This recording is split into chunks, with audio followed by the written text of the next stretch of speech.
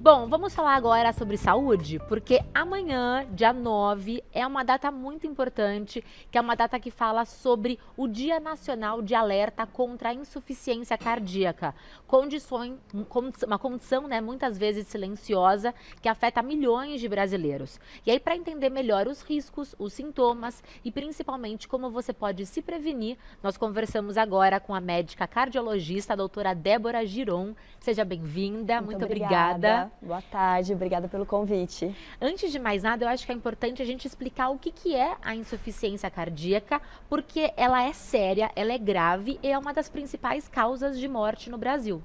Com certeza. Bom, a insuficiência cardíaca é quando o coração perde a capacidade que ele tem, né, de fazer a sua função, que é bombear sangue para todo o nosso organismo. Então, o coração, ele funciona como uma bomba mesmo. Ele dilata, né, para encher o sangue que vem do corpo e aí ele se contrai para ejetar o sangue para o restante do corpo. Quando ele perde essa capacidade, tanto no relaxamento quanto na contração, a gente tem a insuficiência cardíaca que vai gerar aí uma série de sintomas e piorar muito a qualidade de vida de quem é portador dessa doença. Então não é uma doença sintomática, nós temos sintomas, é possível identificar. Quais são os principais sintomas? Temos. Muito legal assim você perguntar, porque no começo ela pode ser assintomática, mas geralmente ela vai evoluir com sintomas. E o que a gente mais nota assim no começo, que é a queixa mais comum de consultório, é cansaço. Então a pessoa nota assim, ela vai falar: doutora, antes eu fazia minhas atividades normalmente, eu subia um lance de escada lá da minha casa e eu não consigo mais. Eu estou me cansando para fazer as minhas atividades rotineiras. Esse é o primeiro sinal de alerta, né?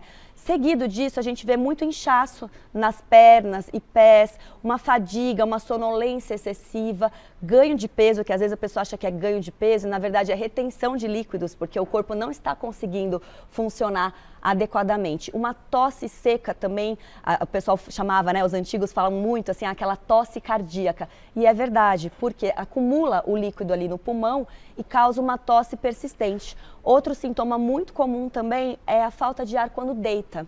Então o paciente às vezes começa ali a dormir e tem dificuldade, porque vem a falta de ar e às vezes precisa dormir com 2, 3 travesseiros. Esses são os sintomas clássicos da insuficiência cardíaca. E esses sintomas, eles acometem mais mulheres, homens? Qual que é a faixa etária? Indifere, assim, a parte de sexo, né, tanto masculino quanto feminino, a gente vê um aumento da prevalência a partir dos 70 anos, mas ela pode acontecer antes, pode acontecer em jovens também. E aqui você disse dificuldade de respirar e essa fadiga. A fadiga, ela pode me atingir até mesmo sentada ou é somente em atividades? Pode. Em casos mais graves da insuficiência cardíaca, quando ela vai evoluindo, até aos pequenos esforços, né? A gente tem os estágios da insuficiência cardíaca. Nós temos 4 estágios. No primeiro, a pessoa ainda não sente nada. No segundo, né, isso que eu comentei com você, começa a sentir ali quando vai fazer um esforço maior. No terceiro, ela já começa a sentir nas suas atividades rotineiras. E no quarto estágio, até os mínimos esforços. Por exemplo, escovar um dente, pentear um cabelo, a pessoa já não aguenta fazer.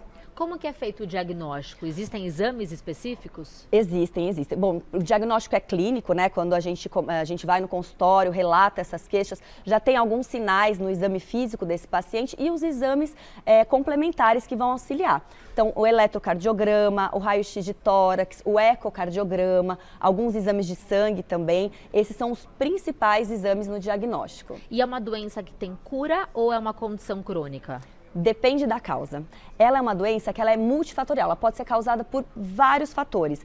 Algumas causas são reversíveis, então a gente consegue tratar a causa e aí a insuficiência cardíaca vai ser tratada, como por exemplo uma arritmia.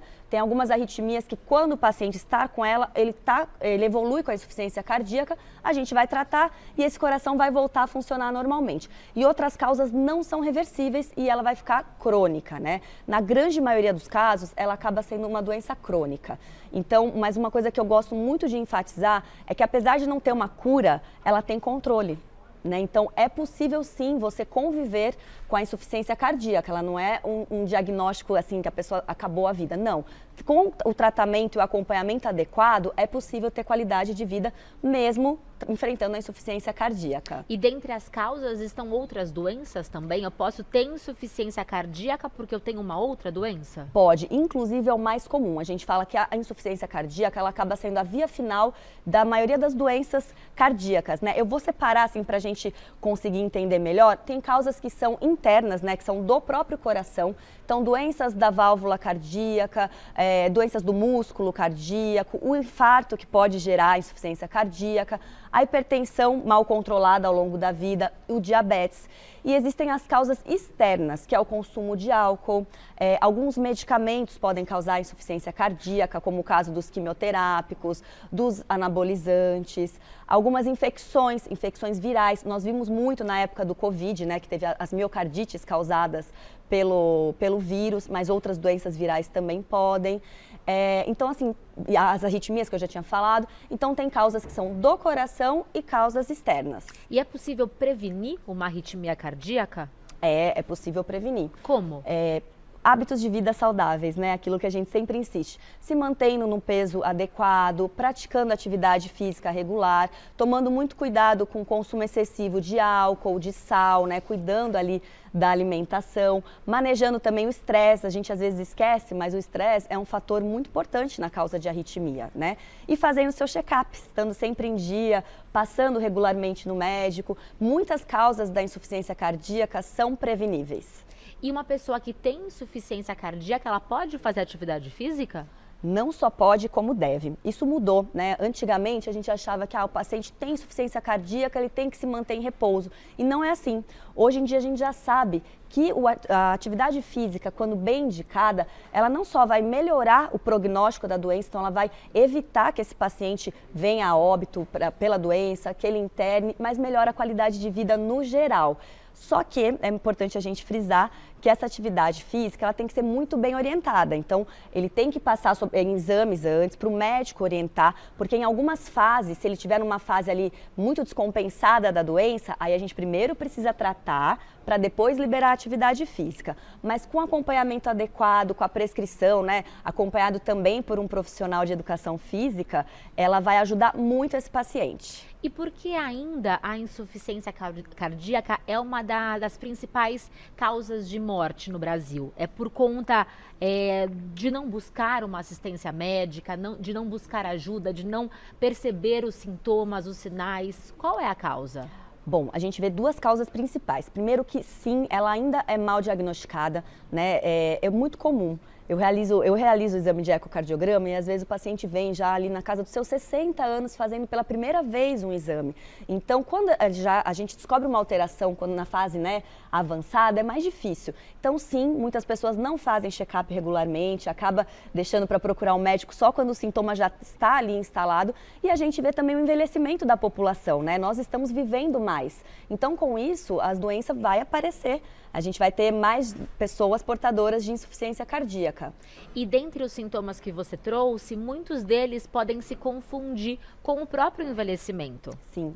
Como saber que é hora de buscar um médico? Sim, muito, muito interessante isso e realmente é o que acontece na prática, no consultório. A pessoa fala, mas eu achei que eu estava mais cansado porque eu estou envelhecendo. Eu achei que eu estava mais cansado porque eu não pratico atividade. Então, assim, cansaço, gente, não é normal. Tem algum sintoma, tem algo, você está se percebendo diferente, né? Eu dei esse exemplo da escada e é muito isso. Às vezes, eu iria pegar meu carro ali na garagem. Hoje eu cansei, está diferente. Procura atendimento médico, não deixe para procurar só quando você piorou.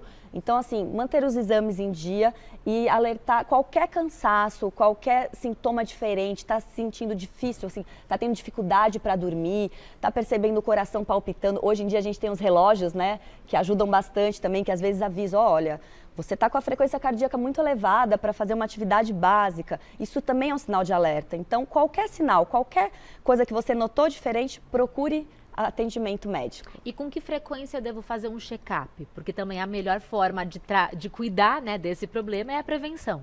Sim, em pacientes saudáveis que não têm, né, nenhuma doença ali de base, que não são diabéticos, que não são hipertensos, que não têm problema com colesterol, eu oriento assim, pelo menos uma vez por ano, né? Em pacientes que já têm alguma doença instalada, que já faz uso de medicamento, aí pelo menos a cada 6 meses eu considero uma data boa assim, para a gente conseguir avaliar se está tudo bem.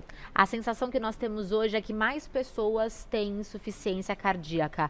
Isso se deve muito aos nossos hábitos? Dormir pouco, vida estressante, má alimentação, falta de atividade física. Nós somos responsáveis por isso? Somos, com certeza, porque a grande maioria das causas são evitáveis, né? Então, se você tem ali hábitos saudáveis, você não vai ter uma hipertensão, você vai controlar o seu diabetes, você vai controlar a obesidade, você vai se alimentar bem e com isso você vai prevenir, né? Eu acho que nós estamos, infelizmente, apesar de toda a informação, né, nós nunca tivemos tanto acesso à informação, mas a grande maioria das pessoas ainda não faz um bom uso, de fato, dessas informações e aquela coisa, né, acha que sempre vai ter tempo, que vai ter tempo. E os bons hábitos a gente adquire na juventude, né? É muito difícil você mudar um hábito depois ali, quando você já é um idoso, não que não possa mudar.